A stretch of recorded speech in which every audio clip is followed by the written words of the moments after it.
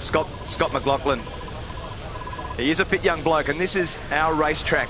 Sydney Olympic Park, 3.42 kilometres. Average speed just under 140 k's. And down the run into turn 1 on Australia Avenue, 250 kilometres an hour. And check the weather out, Crompo, because in the west, it's coming. Yeah, it looks pretty ordinary, and there's a very high probability of thunderstorms. It's been a pattern through Sydney in this past week. There was a vicious storm cell went through here yesterday afternoon, dumped hail on the racetrack around about between 4:30, 5 o'clock local summertime. That's what the sky looks like at the moment.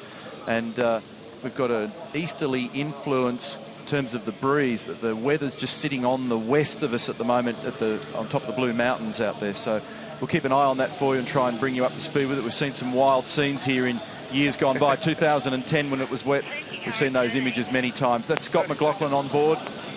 Got a whole variety of drivers, cars, cameras in every single direction to cover this event. That's the snapshot of the points. Remember that Jamie's wrapped it up. It's a theory for him now to just get to the end of the championship and not attract any penalties and be officially crowned the champion and therefore a record 6th title. However, the battle for runner-up is far from resolved. It's 134 points between 2nd, 3rd and 4th in the championship, and there's 300 points available this weekend. Fuso starting grid, let's have a look at it. And from the pole position, he's 17th in his V8 supercar career. It will be Will Davison, improved on that previous best 4th earlier in the season. Jamie Whincup alongside him, and then David Reynolds, season best for him. Bottle Racing, car number 55, Tim Slade. It's great to see him in amongst it. Season best also for David Wall, Wilson Security Racing, then Scott McLaughlin. Rick Kelly later this afternoon, his 400th V8 supercar start from Mark Winterbottom, and then Fabian Coulthard, new Freightliner deal for those guys next year. Chaz Mostert, the Bathurst winner from position number 10. Jason Bright, he'll have the pole for our next race this afternoon, which I suspect could be wet. Todd Kelly, it'll be his 450th later today. Jack Perkins wants to go out on a strong note alongside his good friend James Moffat. Dale Wood, position 15. Robert Dahlgren, about to say farewell to V8 supercars from 16. Then it's Michael Caruso and Shane Van Gisbergen. Shane was on a much better lap with a very quick car, but a red flag foiled his run. Then it's Percat and Lowndes. So good to see Craig out there after that mammoth effort to turn the car around. Both the HRT boys were trapped by the qualifying red flag, and then it's Scott Pye, who's had great pace this weekend, but it didn't work out in that qualifying session because of the interruptions. Marcus Ambrose, then Russell Ingall with special livery this weekend, and Lee Holdsworth. Lee in the Erebus entry, and those fellas have done a lot of very hard work to be able to get that car out all squared up and back on the racetrack. And it's the same story for that man on screen, for Marcus Ambrose. Here we are with our pole sitter, Will Davison. Twice he's had a pole position here for Ford Performance Racing, and he's also been a race winner here as well, so he knows how to put it together at this location. One of the things that's curious about this racetrack, Mark, is that if you go through its 5-year 10-race history, is there is no pattern. So we've had 9 different race winners across the 10 races. Here's David Reynolds, season best quali for him. Fabian Coulthard, Lockwood Racing, 5th in last year's championship. He's currently 6th in the championship battle, and so he'd like to finish this year. Certainly the first half of it was super strong. If he could string together a nice run of 3 races now, it's potentially his best ever performance in the championship.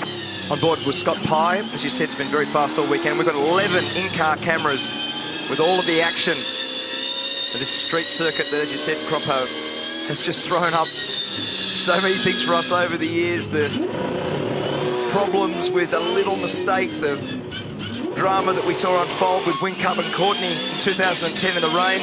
On board now with Tim Slade. And if it is damp, we say it all the time, if you want great racing, just add water. And this is now Will Davison just coming up to the line for a very important start for him, because the run down to turn 1 is very wide. So you've got to make sure that you get the car moved over to the inside. And it is downhill. It's tricky to manage from the driver's seat. Many of them will use their handbrake or their line lockers on their steering wheels, and that's a topic for explanation on another day. Here's the field rolling in, 26 cars.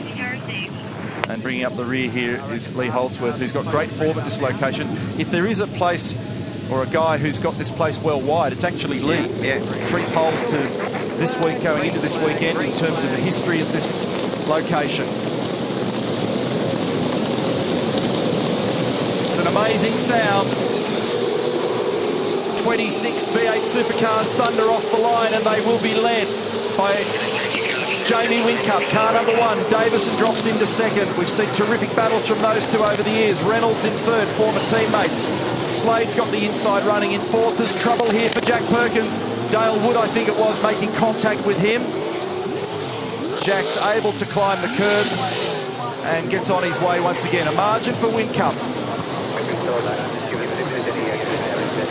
Brilliant start, Neil. So problem here for Dahlgren. Just got it stopped. Oh, that's going to be ugly. Just got away with that one. Marcus Ambrose around the outside of Dahlgren. We said about turn 1, that's how wide it was. Dale Wood went down the inside, made contact with Perkins, spun young Jack. Now we're down at the bus stop at turn 6. This is just in that little runoff area there is where we saw Ambrose and Craig Lowndes parked. This is turn 8 leading on to Dawn Fraser Avenue. And this roller coaster ride under brakes into turn 9. Coulthard's having a battle with Rick Kelly here.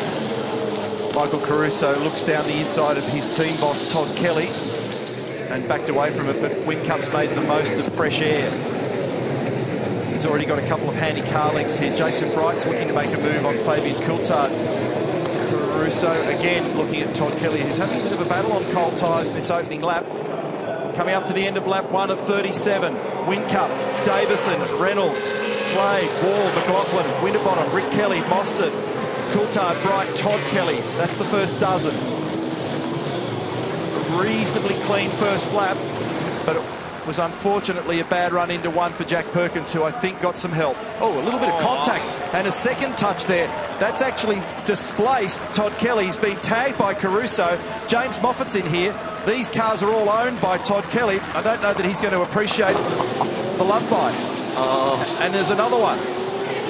No.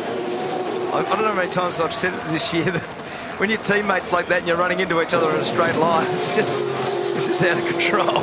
One only imagines what they like if they weren't teammates. So that was an unusual exchange, but Michael's actually prevailed, popped out the other side in control. Let's try and stay where we are.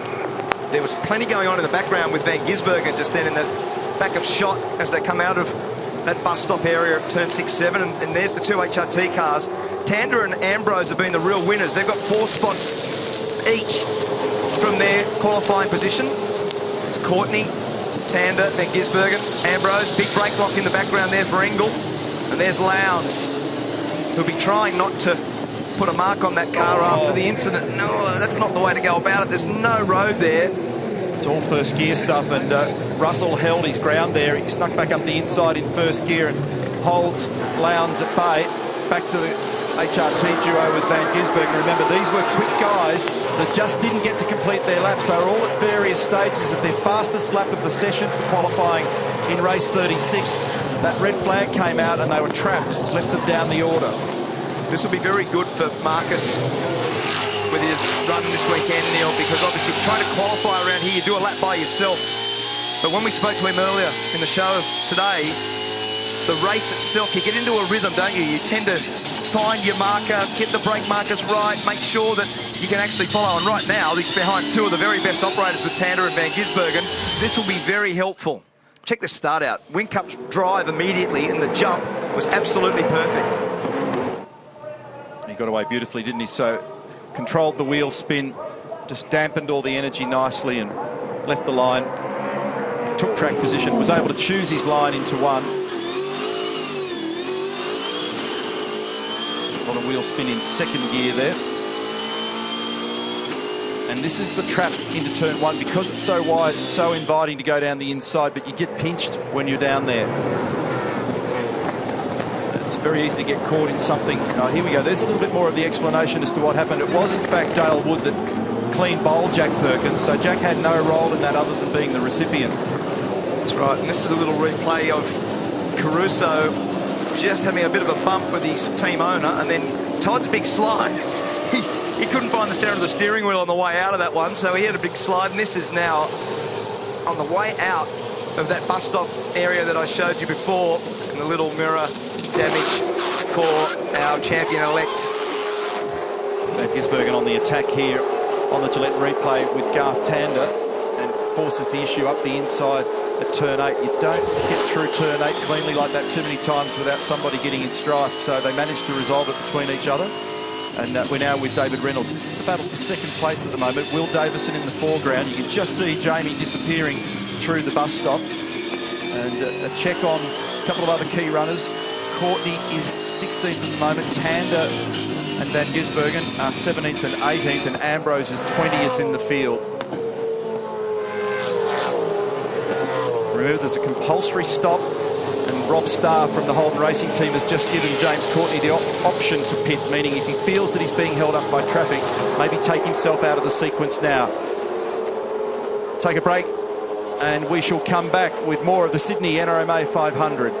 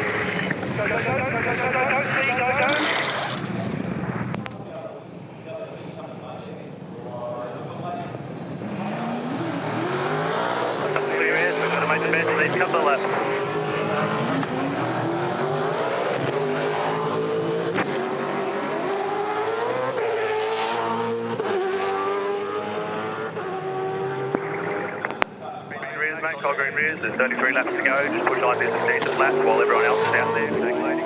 Fresh air now, so make the most of it.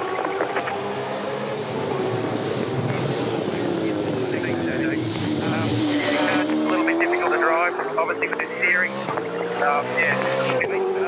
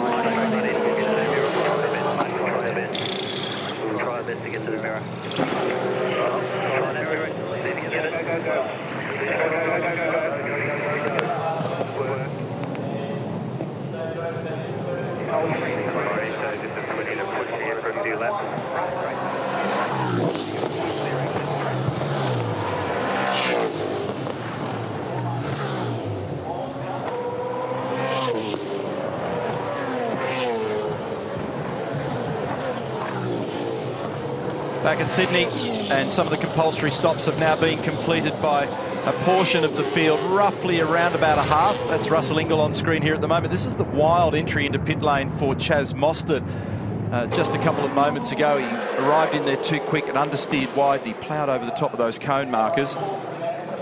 Gillette replay shows his teammate David Reynolds in and out and serviced. And in fact, Reynolds is the lead car in the queue at the moment of those that have stopped. Stop can involve fuel if they wanted to, but there's no point in doing that. But you've got to change at least 2 wheels and tyres in the process. So some have elected to hold on. They include Jamie Whincup, Will Davison, Tim Slade, David Wall. Here is car number 33, Scotty McLaughlin's in from 6th place. We'll focus on the efficiency of their stop, and it's the 2 rears only. Once it drops, he can launch. It looks like it'll be a pretty clear lane. That was fairly slow on the left rear corner. Okay, buddy, watch Frosty on your exit. Probably 2 or 2.5 seconds away on that stop. So left-hand rear held Scott up a little bit, and he'd be right with Frosty. Richard Holway was just saying to him, so this is this run down the hill on Australia Avenue, and there's Frosty gone by. So Scott has effectively lost that spot. Remember, we were on board with Mark Winterbottom just before those stops were processed. It's a place where you've got to be very careful respecting the exit blend line too, because of the width of the road down there. It's easy to come out of the pit lane and find yourself wandering over the top of that yellow line. So a few people over the years have been caught just making a mistake.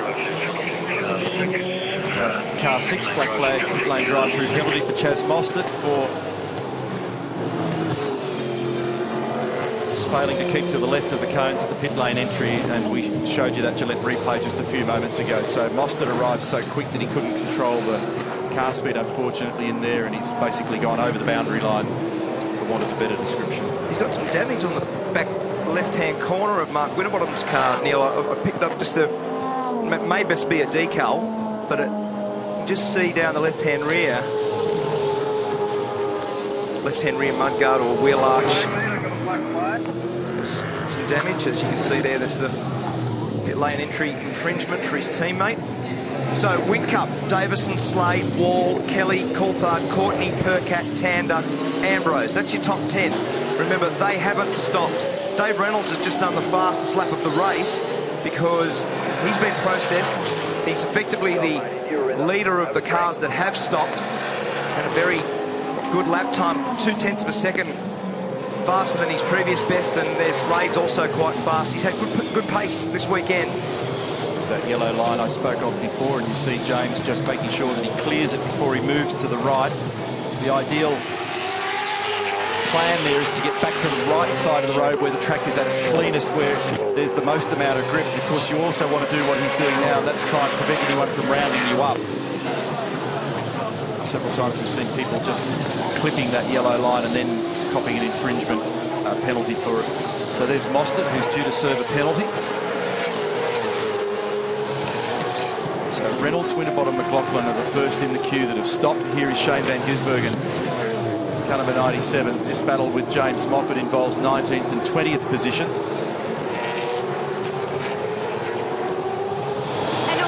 Alternative tyre strategy for both the Norton cars. They put 2 green tyres on the right-hand side of both of those Norton cars. Very different to any other car. Yeah, that's a play towards the notion that you're constantly turning to the left around here. So the working side of the car is what they were trying to smarten up. And we see different strategies from time to time. Seems as though the majority have gone with rears only, but we have seen 1 or 2 changing down the right-hand side. Tyre management this weekend's a big deal. And here's an important margin between Will Davison and David Reynolds. Davey's done well out of that. Car number 55 with the green car in the foreground. There's Will, our pole sitter. So David's actually made very good ground in the process in the undercut. Yes, we see Chaz Mostert just transiting through the pit lane for that penalty, but you're dead right, Neil. Tyre management, the important thing, just for clarity, you have to put a minimum of 2 tyres in. Anyone could have put 4. The reason they didn't is they're looking after those tyres. And for this race, we've got the 112-litre fuel cell in the cars, and in fact, you probably need closer to about 117, 118, 119 litres. So what everyone did very conveniently when the cars came in, plugged the fuel in, maybe dropped about 7, 8, 10 litres in there, back out, and that worked nicely within the window of the 3.5 second 2-tyre pit stop. Well done. Yeah, the reason most people don't want to go with 4 is the extra time it takes to rattle them on and off. And as you say, Larko, it's the preservation of tyres, which will become an important story in the back half of tomorrow's race. I'm not sure that we're going to get clean, dry running, though, through these 3 races today and tomorrow. Once they start to involve wets, that'll take a bit of the pressure off the tight tyre stock for the slick tyres. And the difference in the strategy there is all about the balance of the car. So when some guys have put fresh tyres across the rear, or 2 on the back of the car, versus the guys that have put 2 tyres on the loaded side. And the danger, a little bit with the 2 tyres on the loaded side, is the braking stability until those tyres come up to temperature and pressure. Because when you put your foot on the brake, then those cold tyres, the cars move around, they track, they're not linear. When that happens, very easy to lock a wheel. In fact, there we go, Winterbottom in the fence at turn 1. And we'll just see whether he may have done that to himself or not. It's a bit of a trap down there because it's been resurfaced on the right. This will bring the safety car out. It's a big deal for this battle for the 2nd in the championship. Absolutely. So we've seen this time and again down at 8. those tyres down there and the spot off camber around this track. There's several of them at turn 1, at turn 8, turn 5. Anytime you come out of the wheel tracks around here, yeah, it's confirmed as 1. I heard someone on the radio warning another driver saying it was 8, but the point being here, if you find yourself just a few millimetres wide in 3 or 4 really critical spots around here, then the wall just eats you. And what I was saying about the resurfacing is on the right-hand side, our driver's right down into that corner. It's been resurfaced, but when you turn the wheel, I'll show you in a second, in the bottom of your screen, all that line of new surface has made the braking grip very good in the straight line phase. But when you go to turn left, you have to go across the concrete right there, which has got very little grip, which what Mark Winterbottom was caught out by was a little bit too fast on the new surface, and then when he got to the more slippery section, it understeered straight on, locked the wheels and into the tyres. So Winterbottom caught out. It's a big downhill run. It's 250 kilometres an hour, the end of straight speed there. Turn 1 speed is 85 kilometres an hour. It's a second gear corner. And as Neil said, either turn 8 or turn 1, there's been a lot of cars over the years just slightly wide, just out of the wheel track. And just like there at turn 5, easy to make a mistake and easy to catch the fence. There's a weird thing happening out there at the moment, Mark, because on the radio, every engineer is urging every driver to push hard, because what they're trying to do is not give away position in case anybody, there's the replay that just shows precisely what happened to Frosty down there at 1, which of course is counter to what you want when there's a safety car on the track. So there's yellow flags out, there are SC boards, and this is a hot issue at the moment in global motorsport, not just here, but don't like hearing the idea of drivers being told to push when there's a safety car on the racetrack. Take another break from Sydney Olympic Park. Tim Slade has got control, but there's a lot to play out.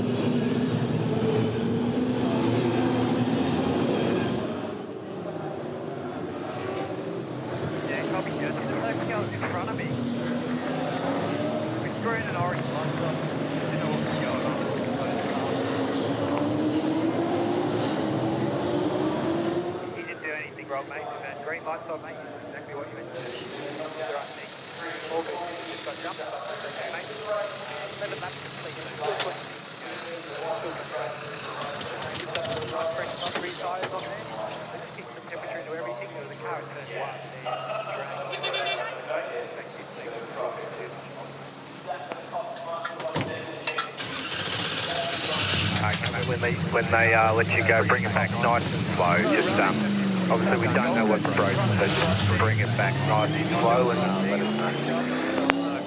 You've got to dog eat dog, I guess.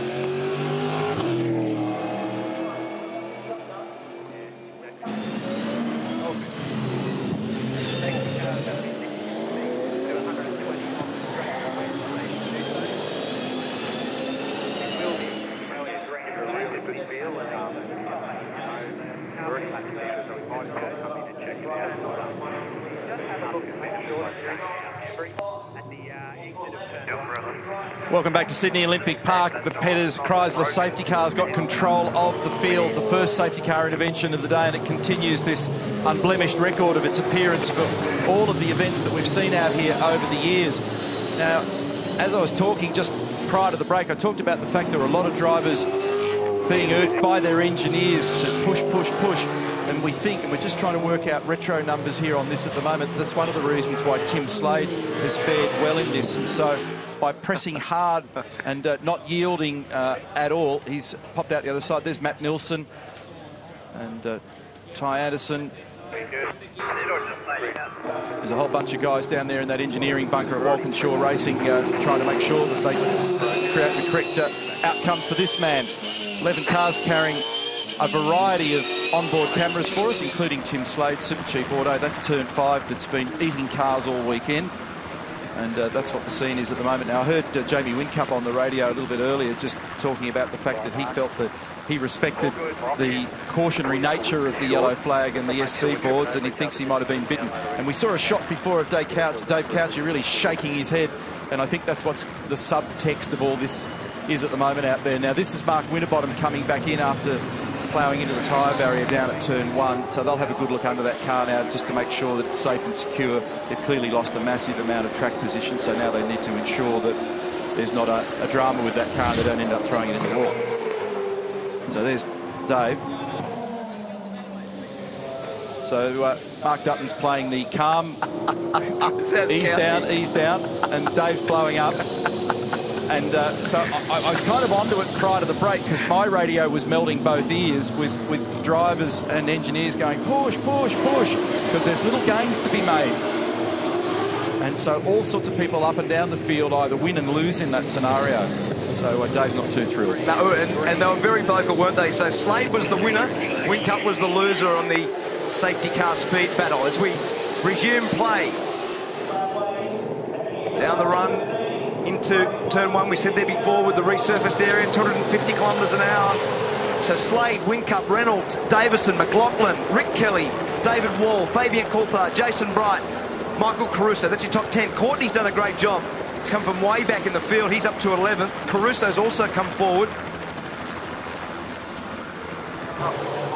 This is now down. Big bump in this braking area here for turn 2 at this complex. This is the end of Olympic Boulevard. It's the merchandise alley in between both ends of the track. It runs right down to the Novotel on the other end, Dawn Fraser Avenue. This is the area that Neil just referred to as turn 5, 210 kilometres an hour. What a massive incident there before with Lowndes. Seeing Holdsworth there and Ambrose caught out there too. This is the bus stop where they use all the curve on the right, then they run up to the top of the hill. He was very wide down there that time, Tim Slade. Just as he went out of frame on that shot, just momentarily blinked, wondered what was going to happen on the other side of it. I reckon he did too. It's very easy to run wide at 8. Look at Whincup, he's got it absolutely standing on the nose there, absolutely into each other. It's all first gear. And David Reynolds in here as well in position number 3. So Jamie tried absolutely everything then to try and get down the inside. He did not have a millimetre left under brakes.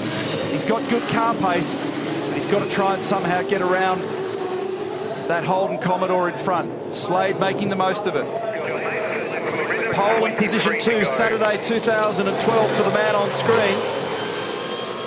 And we said to Jamie in V8 Extra early in the day, this is a place that for a while wasn't meeting his eye, but he got it together last year with a pole and a victory. But it was a place that had given him some grief over the years.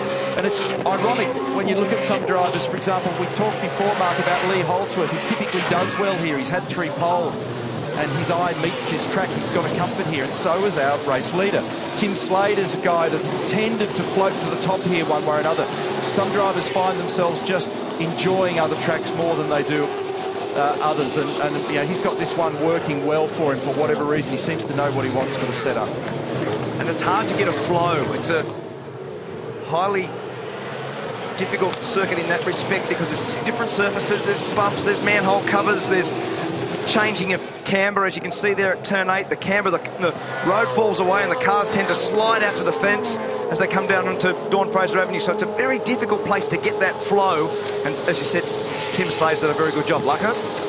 Yeah, just want to grab a quick chat with Mark Dutton, mate. I was watching a great race between Jamie Whincup and Davey Reynolds down there to the safety car. The safety car didn't make any attempt to pull them up. Slade's ended up in front. That's what you guys were bluing over. Yeah, exactly. So J-Dub slowed up because of what happened at the Gold Coast. So he was thinking he should be behind the safety car. Lost some time there. Young Bull was a bit upset. I said, mate, she's long race. We've got the champion driver. We'll let him have some fun out there. Love it, mate. Young Bull and old Bull. Love it. Well done. Cheers, mate. And of course, the other side to that is Adrian Burgess. The safety car situation worked out well for yourself and Tim Slade. Oh, yeah, look, we're not complaining at the moment, but still 22 laps to go. And that's all he's going to say. Yeah, of course I am. It's a long way to go yet, you know. But yeah, we'll give it a good crack. He's got a good car this weekend, and he's long deserving a race win. I hope it's this afternoon. Thanks, Adrian. Cheers. Thanks. No surprise that there's varying points of view on those topics up and down the pit lane. Just for the record, it's about 34 to 35 seconds difference in their lap time. So Jamie's rolled out of it, Tim stayed on it. That gave him track position when they popped out the other side. So that's something that will get discussed later, no doubt. And Formula One, for example, they're looking to implement a virtual safety car in certain scenarios next year.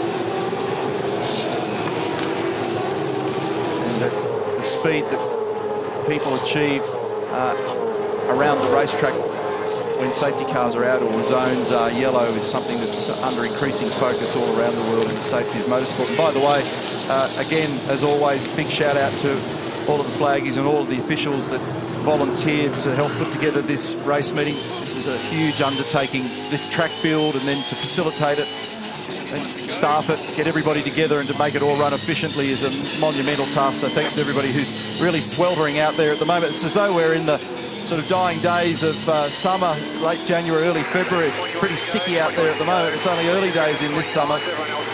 Pretty tough conditions to drive a race car. Just while I think of it also in a relatively quiet moment, I know he'll be sitting at home watching at the moment. One of our good industry friends, Greg Siddle, Pee-wee Siddle's been a bit unwell in the last couple of weeks. He's been in hospital. He's recuperating at the moment. He's a great friend of the industry. He's done a lot for young drivers in Australian motorsport and also some superstars in international motorsports, had an involvement in Formula One with some big names. He was instrumental in helping Mark Larkham in his career. Pee-wee, we wish you well. I want to see you back at the racetrack very soon. Absolutely. So Slade from Whincup, Reynolds, Davison, McLaughlin, Rick Kelly, David Wall's doing a good job, Fabian Coulthard, Jason Bright, James Courtney. That's your top 10. We're on board now with Rick Kelly, and this is a pretty crazy ride. We've got our camera in all these different locations through the field. This one's on the side of Rick's helmet. And we've always spoken about just how wild this racetrack is, but it looks particularly wild when you take this view. You see there Rick looking down back to first gear. This is just around the train station area. This is the second last corner and just now about to come onto Australia Avenue for a run down the main straight, so up to second. He looks down and that's his eye line, so he's having a little look at the dash there, pulls 6th gear. There's that new section I spoke of. Then the concrete, which has got less grip than the new tar, and right out to the fence. It's as close as you can go without wiping the right-hand side mirror off, and then into this bumpy braking zone at turn 2. See his head moving around there. And then over, curb, curb, curb. So the left wheel, right wheel, left wheel. Stay with us. This is a mad shot on the Nissan Altima, the Sydney NRMA 500.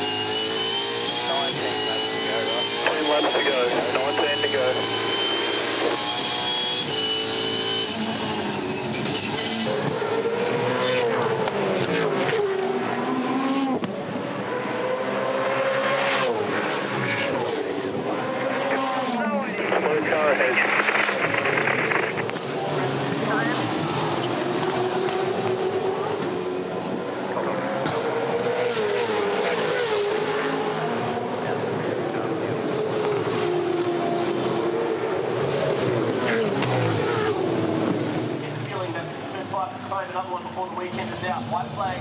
Between last lap, Australia makes a slow car on the track.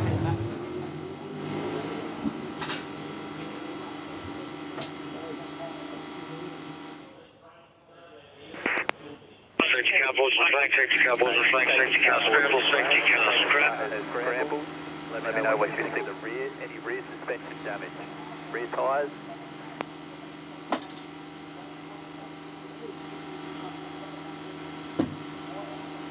Give us a bit of an update. What's going on? Do you need tyres? Do you want to have a look at the rear of the car? We'll come in and have a look. Your call. Coming in, says tyres, Bruce's, so just relax and I'll get in there and sort it out.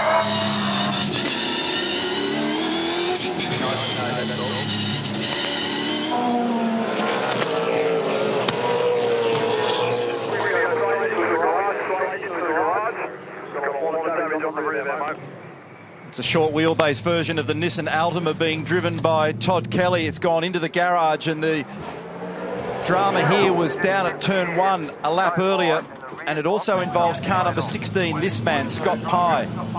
We're not totally at the bottom of why, but there's been some form of contact. Here's the Gillette replay. Let's see what the story is. So Todd's had a moment, rear brakes have locked. I'd say he's slapped the fence, and then Scott's found himself with nowhere to go as he's bounced out. Pretty much what's happened. So big damage right rear for Todd. Here's the other angle on the Gillette replay. Todd ended up quite significantly rotated, so as he's picked up a gear and dropped the clutch and departed, he's got straight into the right rear of car 16, Scott Pye, Wilson Security forward. And there's really no fault from either side with that. Todd's had his own accident. He's coming back onto the road. Scott Pye was already braking hard into turn 1, and he had nowhere to go.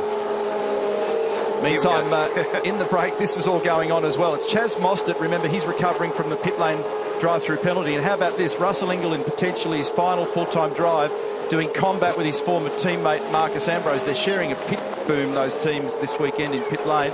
So these guys were champions 3 years in a row. A couple for Marcus and then finally for Russell Ingall. Pretty bizarre set of circumstances watching those guys battle again, isn't it? There's Scott Pye. He's okay. We'll take a break. Be back. Just look after your tyres as best you can on the safety car period. And just have a look at that car on the side. The pace you see there, that last lap is pretty good.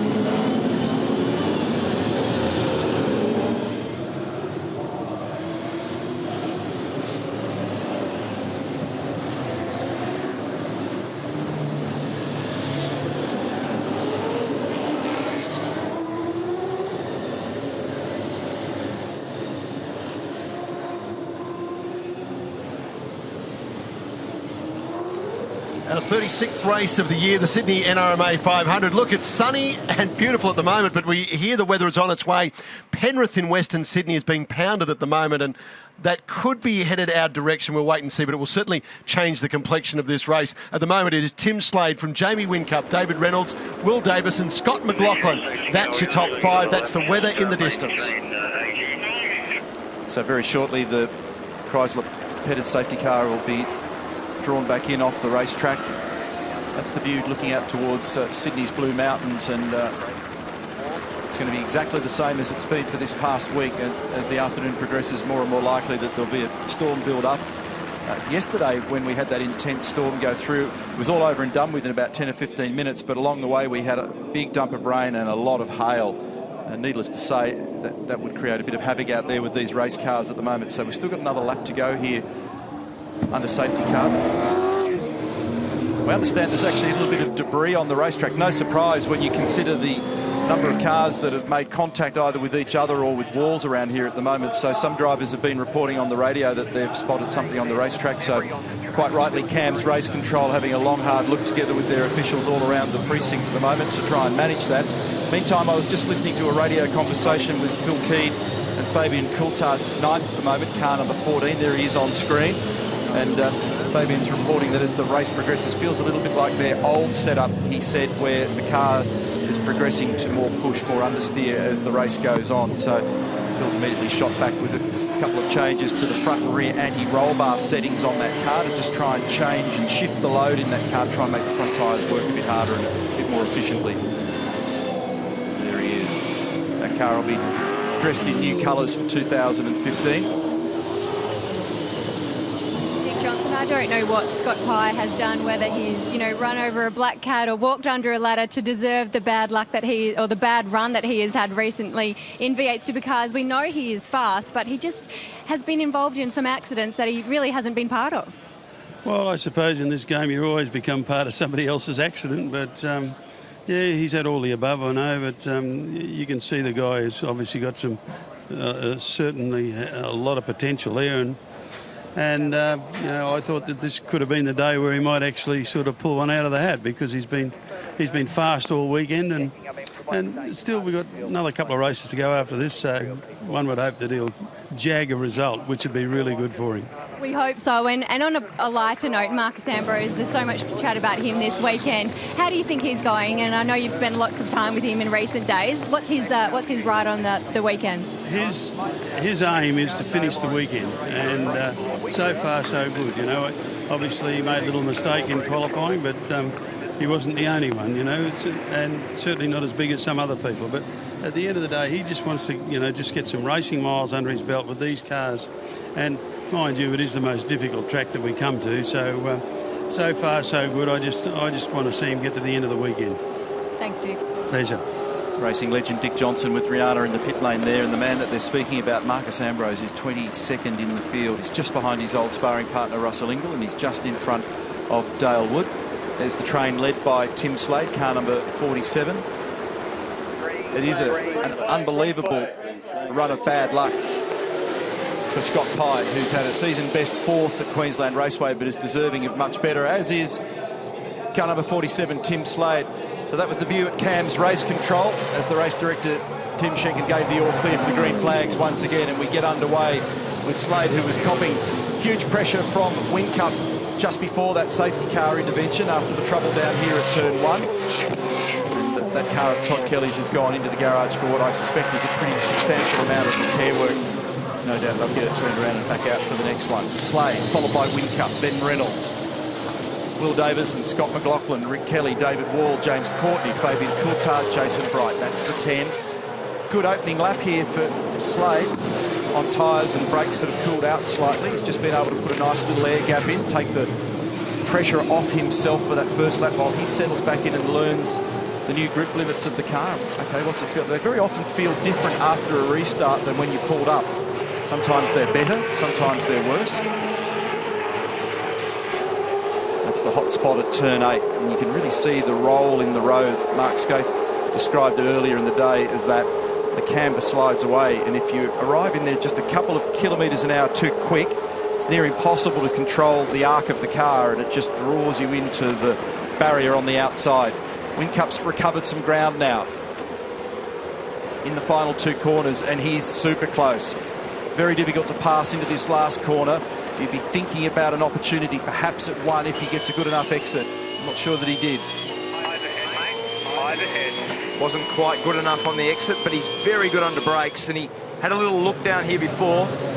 Slade needs to be careful because we saw Winterbottom go in the fence there. We saw Todd Kelly also. It's very easy just to overrun that downhill section into turn 1. This is not normally a passing spot either because it's got a big bump on the right-hand side in the braking zone, and you end up in that phase of the track at 230k back to 70k, so one of the heaviest braking zones, but as I said, quite a difficult braking area because of the surface. And there's that great run through turn 5. James Courtney's the man of the match so far. Croppo, he has gained 14 positions. He started 22nd, and that was Van Gisbergen. I'm not sure whether he got away with it. Has he popped out the other end? Yes, he has. Yeah. Oh, my goodness. That's high-risk manoeuvring in the background there, and he came out the other side. Sorry to step on you then, but he always worries me. He's fantastic to watch, though. He's so flamboyant. We'll go down the order and have a look at the boys here. They're all pushing hard, but Van Gisbergen, look at this. He pops out the run between 5 and 6, and he got it done. Good pass. Well done. It's actually an excellent move. It wasn't nearly as breathtaking as I portrayed it. Never seems as bad when you're in the car either, but it looks pretty spooky when you're out. So here we are, battle for the lead once again, looking rearward from Tim Slade's car. He'd be so desperate to string together a solid result. Remember, he's had a couple of 3rd placings this year. One of them came at Winton in northeastern Victoria. The other one on the Gold Coast when everything failed. He had no helmet ventilation, no cool suit. He was completely shot at the end of the race. And he had such heartbreak on several occasions this year, particularly in New Zealand, where he qualified on the front row of the grid. And they had a clutch problem. He never got to show what he was capable of there. So he could be on for a season best result. Yeah, we'll try and keep our eye on this race at the front. We'll have a quick chat with Todd Kelly. Doesn't look like your car's going to get back out again, mate. Fair bit of damage. It was an unusual incident. It looked like the rear's locked up going into the corner there. Yeah, it doesn't look too good over there, that's for sure. But about halfway through the stop, the brake pedal just started going to the floor and actually made it to the floor by the end and locked the rears. And as I've pulled in, there's brake fluid all over the right front. So obviously a bit of a caliper leak or something's gone astray there and sent me off. It was a bit of a shame. Todd, let me ask you one other thing. As the team owner, mate, do you think the boys, the Hornet boys, are giving you due respect out there? No, they never have though, so that's nothing new at all. I think Todd actually respects the fact that both those boys are hardcore racers, but I'm sure on occasion when he puts his corporate hat on, he thinks, hang on, just remember who you're whacking into here, boys. I do pay your wages. We'll take a break from Sydney, back in a tick.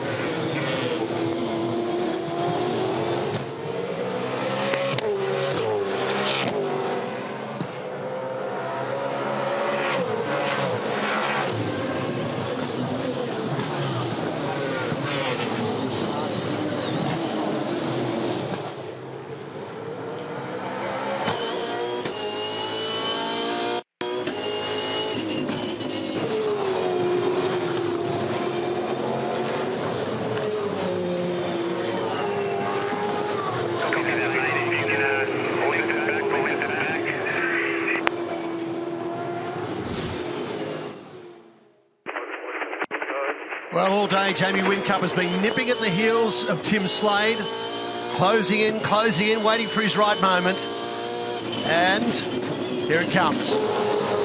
Classic Jamie Whincup on the inside. Beautiful move, and Tim Slade almost just easing him by there. So Jamie Whincup is our leader. Tim Slade in second. David Reynolds sits in third. Scott McLaughlin and James Courtney sitting in fifth spot. It's a nice job. He was stalking for a couple of laps, and it's not an easy thing to do, is it, to be able to get the right move on around here? And he tried a couple of times and didn't really get into position down at 1. And many of the other locations around here are way too high risk. 8 is the place, but the danger there with the undulating approach in the road there is that if you overstep it, you end up down the escape road because the back of the car gets light because you arrive down there too quick. But he did it nicely. How's this one? So, power steering oil, most likely plucked a line off that car for Will Davison, and so it's covered the place in smoke and in oil. So for Will, what a disappointment. Pole sitter, great pace. There's his boss, Betty Clemenco, Ryan Madison on the right. And yes, it is a tough business, isn't it? So that was triggered by the curb hopping. And this is a place where car reliability is generally really seriously tested. It's just not an easy place to be able to get a car to the end without some form of damage. Ryan Madison, team principal down here at Team Erebus, mate. Cruel sport, mate. Such a great day. Put a car on pole position and then something simple, what, power steering? Yeah, that's what Will's reporting to us. Obviously, they take a pounding over the curbs, but that's what we do. So we'll make an assessment, get it out there for race 2. I look over and I feel for Betty there. The highs and lows of motorsport, eh, Betty? Exactly what it is. Yes. It is a cruel game, and they did such a good job to put Will Davison on the front row of the grid with pole position earlier today, and they were very competitive throughout the course of this 25k race today. And remember, this format is different this year. We normally have 2 250k events, and we've got 2 125s today, and the big 250k race tomorrow is the Sydney NRMA 500 concept. And there is a lot of pressure on the back of Slade now as Reynolds moves into this battle for second. It's been a fair drought for Dave Reynolds as well. Courtney off after so much extraordinary progress. So he's been, in your words, Mark, man of the match, because he came from so far back and has been making huge ground. And there's a bit of smoking and what have you going on here. I think it is with James's car. Garth Tander's trying to look to get around him. But some drama for Courtney. Oh, it's because of the tyre rub. So it's a bit of the rear bumper assembly actually rubbing on the tyre. It's a different problem. Different problem to Will Davison. The reason I hesitated then is he's on the radio just asking everybody to have a look. Something weird going on with the back of the car, and yes, there is. Here's Van Gisbergen. He's continuing this mega charge forward. Oh, this is turn 8. He had it wriggling, but came out the other side, and look at where he is now. So that move on David Walls put him up to 6th position, and that's a huge gain of positions as well. He started 18th, so that's a great run for Van Gisbergen, and now Tander makes a move at the end of Dawn Fraser Avenue. Down the inside of his teammate. A lot of damage on the front. We didn't see that before on Garth's car. All the bonnets folded back. And McLaughlin's also talking about needing his team to inspect his car as he goes by on the pit lane.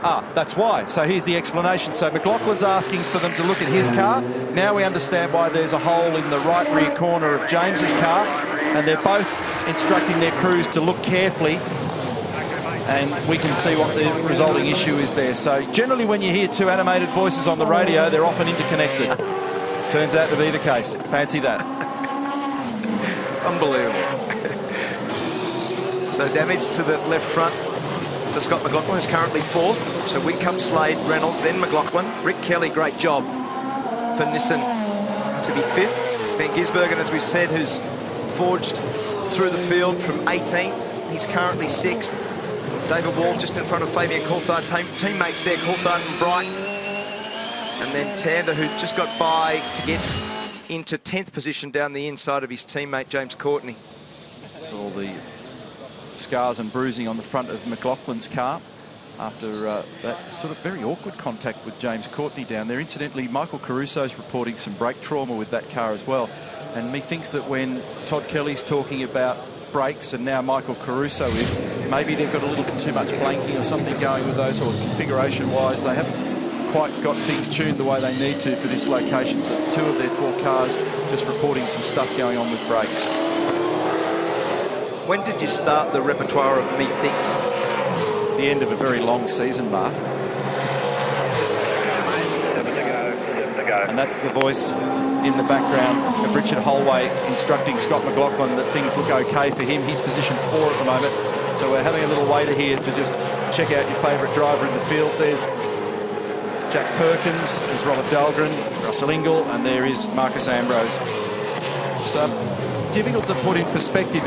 You almost need to do it outside of a race, Mark. You know, V8 Extra, one of our other programs, to just stop and reflect on what Marcus has done overseas. The last time he raced the V8 was at Phillip Island 2005. He left a winner. He contested 4 V8 Supercar Championships. He won 2 of them, was 3rd in another 2. He was 8th in his first one in 2001. And he went to the States to do NASCAR, which on the outside just looks like another form of car racing. But for those on the inside, it is literally chalk and cheese, as you know. Craftsman trucks, then Bush Series, then Nationwide, then 6 years of Cup car racing. And if I could just run through some of the results, for example, in the Sprint Cup, a couple of wins at Watkins Glen in New York, 46 top 10s and 3 pole positions. In the Nationwide Series, 5 wins, 18 top 10s and 4 poles. That is an extraordinary achievement because there's just no similarities at all. And don't make the mistake of thinking that in the oval track racing that it's simple to turn left, because I promise you it is not. Those cars are doing 300 to 350 or more kilometres an hour on average some of the time. They're big and they're heavy, a lot less sophisticated as racing cars than these. And he's done a remarkable job, and it's great to have him back. It's a big name. You used to fight hard with this guy, and as we thought, he's slowly but surely playing himself into the game. He's racing with people that have been doing it all year. He will not want to be 20th. Nobody ever does. But this is what he's been wanting to achieve, to get a couple of races under his belt and prepare for next year. Well, he's a world-class driver, Neil, and when the Penske organisation get involved further with Dick Johnson's team, they're going to be very strong next year. And the purpose of this weekend is for Marcus to get some miles and be comfortable prior to next year. And just, you know, I said earlier to you when we were talking about Marcus' performance, if he was at a different track, if he come back and he went to Phillip Island or Ipswich or even Winton, any of the circuits that he has some muscle memory and some understanding of, it would be a much easier thing. But to bring him to this track, the hardest track of the year, not having raced here before, very difficult assignment, Rihanna. Jonathan Webb, your man Shane Van Gisbergen, he's having a sensational run in this race, 18th to 6th position.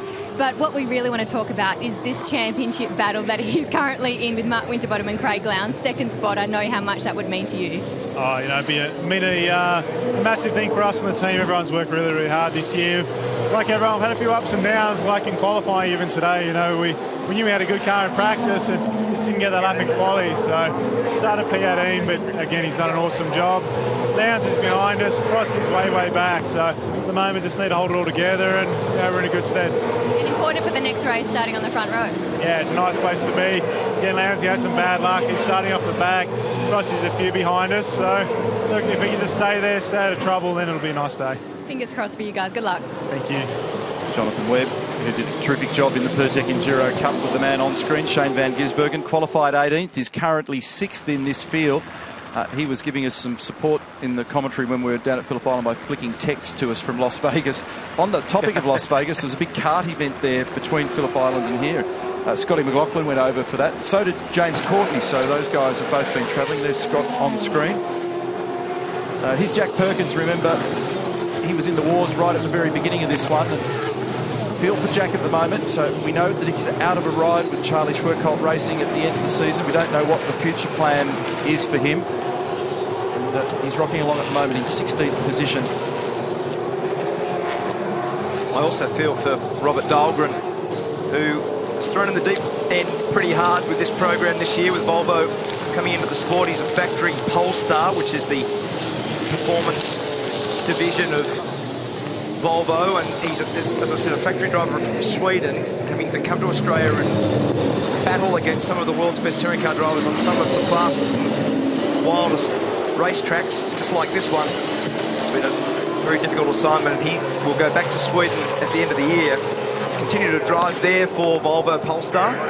But to him, he's a very, very nice young man, and I hope he's enjoyed the season, Lucca. Scafie, I was only going to add to that, mate. I mean, what a ripping bloke. He really is a nice guy, and we do wish him well. And I guess he has that frustration of other international drivers that have come here. And, you know, sometimes it's hard to do it in one season. And then I'll go back and just reflect on some of your other comments about Marcus Ambrose out there. I mean, for me, he's the winner out of today, isn't he? I mean, this has been a very prudent, smart move to run him here this weekend. This will give him a gauge of the level of competition, because it has changed from when he left. You know, for me, there was maybe 8-10 guys possibly could win a race when he left. Now there's probably 16 guys could win a race. The age, the fitness level has changed, and today he gets this opportunity to run properly over a race distance. See what the car does over that distance. See what he does over that distance. See what the tyres do over that distance. I mean, it has changed a lot in the 9 years. Go back to then, Jamie Whincup, I think, probably didn't even have a drive or was looking for one. Yeah, exactly. Very good comment. And you know, you more than anyone know how hard that is, like in terms of just getting the whole package of everything together. And as I said, DJR Penske, great opportunity, plus the Marcus Ambrose factor. He'll be complaining about things at the moment with the car that the other guys haven't thought of yet. He's going to operate at a very high level. And I think, as you said, this is quite a prudent move by running this weekend. Just keeping a bit of an eye on the weather here at the moment. It's not going to be a factor in these closing laps for race 36, the race we're about to conclude. But I tell you what, I reckon it's going to be an issue for our later race today. The weather has now crossed the Blue Mountains, and it's getting a little bit closer to Liverpool, only just down the road from us. So you can see the pointer is where we are at Homebush, Bankstown Airport, just slightly to the southwest. And yeah, it's not far away, so it's pretty much on cue, and in keeping with what's gone on in recent days here in Sydney. Rick Kelly under extreme pressure here from the charging Van Gisbergen. Van Gisbergen in the hunt for the runner-up position in the championship. Still fourth, but the people that he's battling, as you heard before, Craig Lowndes and Mark Winterbottom, they've not fared well in this race, so this will be a net gain for him. But Rick is not likely to make this easy. Good news for Scott McLaughlin is that the problem and the smoke that we saw just seems to have all calmed down for him, and they confirmed off the pit lane that he should be able to get through to the end, so he's currently sitting there comfortably in fourth spot.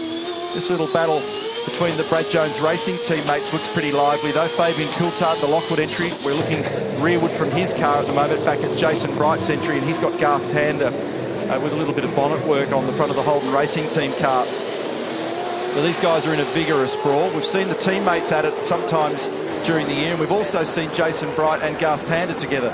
And that's a... well, that just tells its own story, doesn't it? Not far away.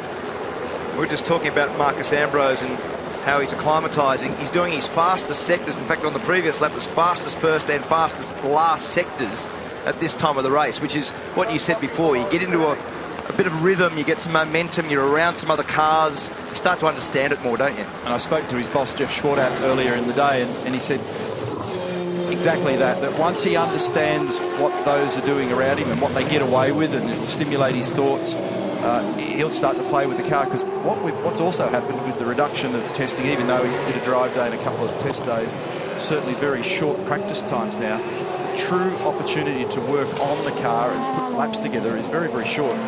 It's all very well to say a 20-minute session, but the working part of the 20 minutes, the bit where you really meaningfully get to assess the car, minus traffic interruptions and minus in and out laps and what have you, there's probably something less than 10 minutes. It's a very, very small slice of time. So this is actually pretty meaningful for him at the moment. There's McLaughlin, Rick Kelly, Shane Van Gisbergen, and then David Wall's having a really good run in 7th position at the moment. It's not far to the checkered flag now on this one.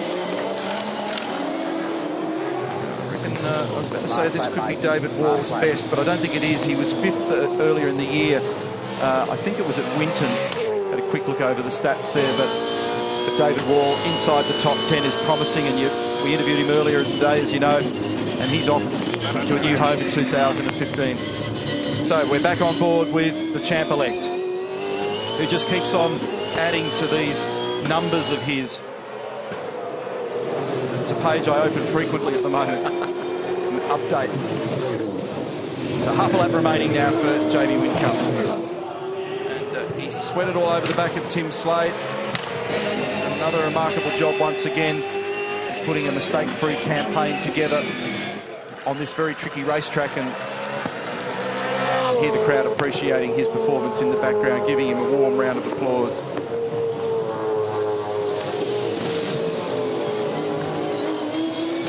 It's not an accident, it's not a fluke. I was just about to say, we've been talking about it so much in the lead up to this event.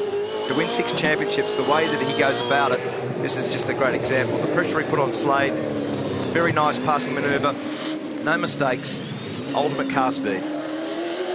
Into the final corner now for J-Dub. And it turns out that it's a lucky 13 for Jamie Whincup. 13 victories for him in 2014. Winner on the streets of Sydney.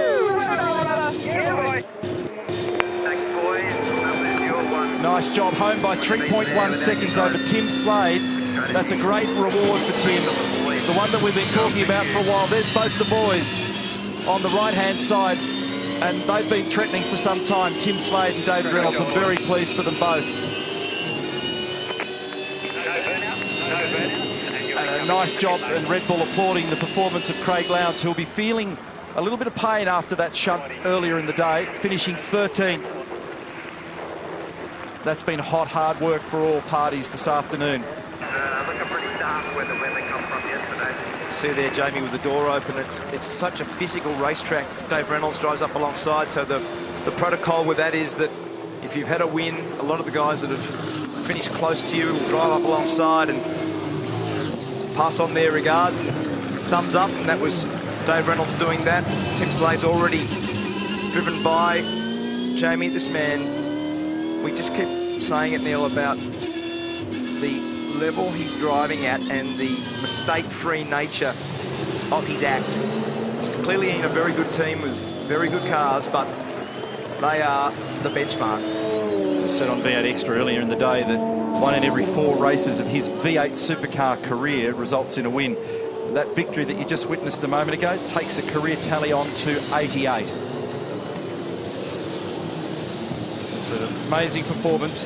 And those that are on the ladder in front of him, a gentleman by the name of Craig Lowndes with 97. And another gentleman to my right by the name of Mark Scaife with 90. So Whincup is ranging in on some of the all-time greats of the sport. It just continues to stack up the numbers. A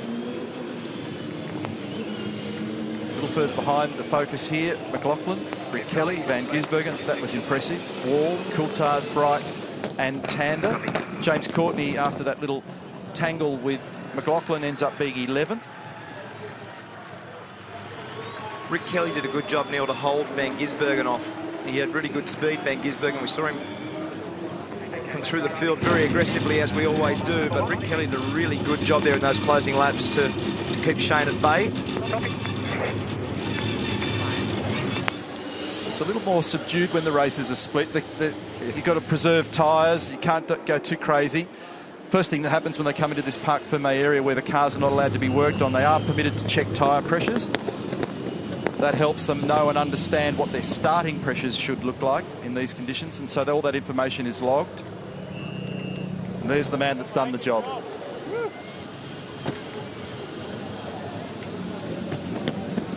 He's very fit.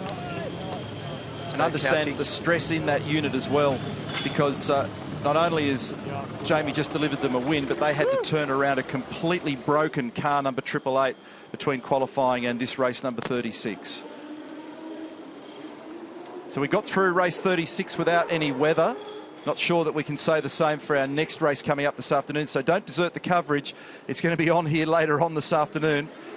And we've still got this little result to sort out for the minor placings. 1 or 2 scuff marks down the side of that car as well, which kind of illustrates that he was pressing on. We saw him scrape the mirror on the exit of turn number 6, his Barrett's.